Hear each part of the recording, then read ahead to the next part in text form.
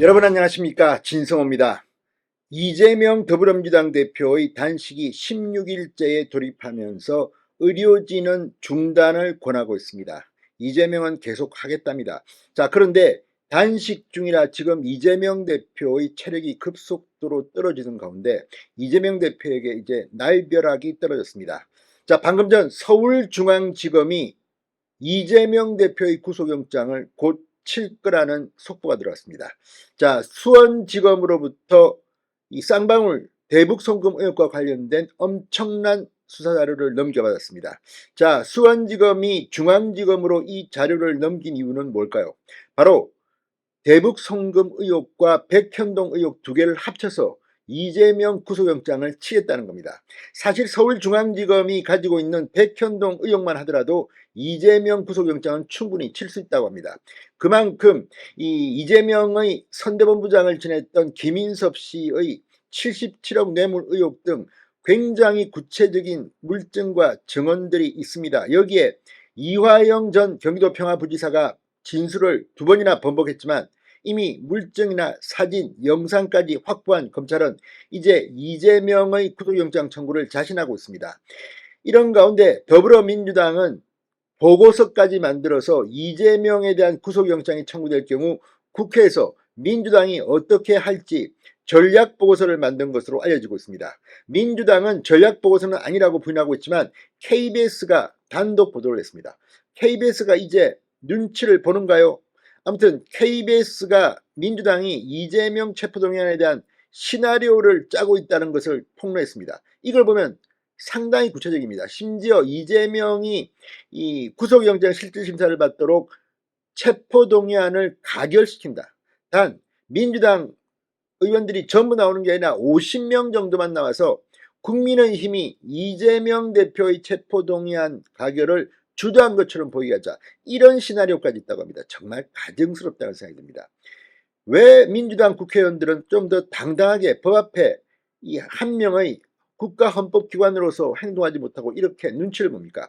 심지어 지금 일부 언론은 친명과 비명 간에 이 공천을 앞두고 이재명을 도와주는 대신 공천에 협조하고 뭐 이런 시나리오도 등장하고 있습니다. 물론 사실이 아닐 가능성이 높습니다. 그러나 이런 분석이 나온다는 것은 지금 이제 총선이 불과 7개월 앞으로 다가오면서 민주당 의원들도 각자 도생의 길을 걷고 있는 것으로 보입니다. 이런 가운데 검찰은 이재명의 구속영장을 완성한 것으로 보입니다. 자, 이재명 대표가 설령 건강상 이유로 구속영장을 청구하더라도 뭐 구속영장 실질심사 제대로 받겠습니까? 그럼에도 불구하고 건강을 회복하면 시간이 조금 걸릴지 모르지만 당당하게 대한민국 국민의 한 사람으로서 이재명 대표를 대우하면 되는 겁니다. 자, 이제 실전에 돌입한 것 같습니다. 진성호의 융단 폭격 시작합니다. 더불어민주당을 융단 폭격합니다. 방송에 앞서 아직 진성호 방송의 구독자가 아니신 분은 붉은색 구독 버튼 눌러주십시오. 더 좋은 방송으로 보답하겠습니다. 자, 이재명의 쌍방울 불법 대북송금 사건을 수사한 수원지검이 이 사건 기록을 서울중앙지검으로 이송했습니다. 서울중앙지검은 이 사건을 백현동 아파트 개발 특혜 사건과 묶어 곧 이재명에 대한 구속영장을 청구할 방침입니다. 자, 조선일보에 따르면 서울중앙지검 반부패수사 1부 엄희준 부장검사 수사팀은 지난 14일 수원지검 형사 6부 김영남 부장검사 수사팀의 쌍방울 불법 대북 송금 사건의 수사기록을 넘겨받았다고 합니다. 백현동 사건 수사를 끝낸 중앙지검은 이재명의 구속영장 청구를 앞두고 사건 기록을 최종 검토하고 있습니다. 자, 이재명 대표는 대북송금 사건의 제3자 뇌물 혐의 피의자 신분으로 지난 9일과 12일 두 차례에 걸쳐 수원지검에서 조사를 받았습니다. 1차 조사는 조서에 날인을 하지 않고 2차 조사는 했다고 합니다. 자, 이재명 대표는 모든 거를 이화영이가 했고 나는 모른다는 취지로 답했다고 지금 언론들은 보도하고 있습니다. 그렇지만 검찰이 이걸 곧이곧대로 믿을까요? 자, 그에 앞서 이재명 대표는 지난달 17일 서울중앙지검에서 백현동 사건의 배임 혐의 피의자로 조사를 받았습니다. 성남시 분당구 옛 한국식품연구원 부지에 아파트를 지어 분양한 백현동 사업, 이게 지금 4단계나 이 부지용도 변경이 이루어진 데다가 인허가가 이재명 성남시장 시절 이루어졌습니다. 이 과정에서 이재명 성남시장 선거대책본부장 김인섭 씨가 이재명 대표와 정진상을 상대로 청탁한 결과라고 보고 있습니다. 여기에 성남시 공무원들의 진술도 잇따랐습니다. 재판의 법정 진술입니다. 이재명 대표는 피해가기 힘들 것으로 보입니다. 자, 서울중앙지검은 백현동 사건과 관련한 이재명의 배임 혐의액 산정 등 막바지 마무리 작업을 하고 있다고 합니다.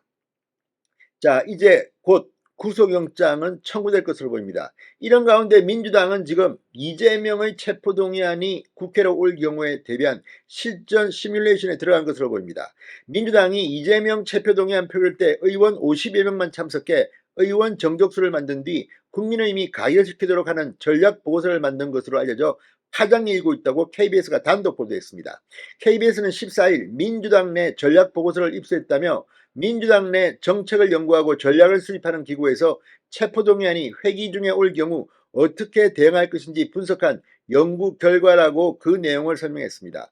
보고서는 가결이 되는 경우의 수를 2가지로 설정합니다. 첫 번째는 이재명 대표 결단으로 민주당 주도의 가결이 되는 것, 민주당 의총에서 이 대표가 직접 나서 가결을 시켜달라고 강력히 설득하는 것인데 이 가능성은 희박합니다. 지금 정청래 최고위원 같은 경우는 이재명은 그렇게 안 할 거라고 지금 공공연히 떨고 다닙니다. 두 번째는 국민의힘 주도 가결 방안입니다. 당에서는 50여 명만 참석해 표결 정족수만 만들어주고 참석 의원이 모두 기권합니다. 그러면 국민의힘이 찬성해서 이 주체가 된다는 겁니다. 무엇보다 가결됐는데 영장실질심사에서 이 구속영장이 기각되면 국민의힘에 타격을 주고 이재명 대표는 뭐 살아날 수 있다 이런 건데, 아무튼 이런 것까지 지금 검토하고 있다는 KBS의 보도 상당히 충격적입니다. 민주당은 이런저런 고민의 결과물이라며 가능한 시나리오 중 하나라고 평가절하 했지만 그만큼 지금 민주당은 고심에 빠진 것 같습니다. 아무튼 이재명은 단식 중이긴 한데 구속영장 체포동의안 판결이 임박했습니다. 신성호의 융단 판결이었습니다. 여러분 감사합니다.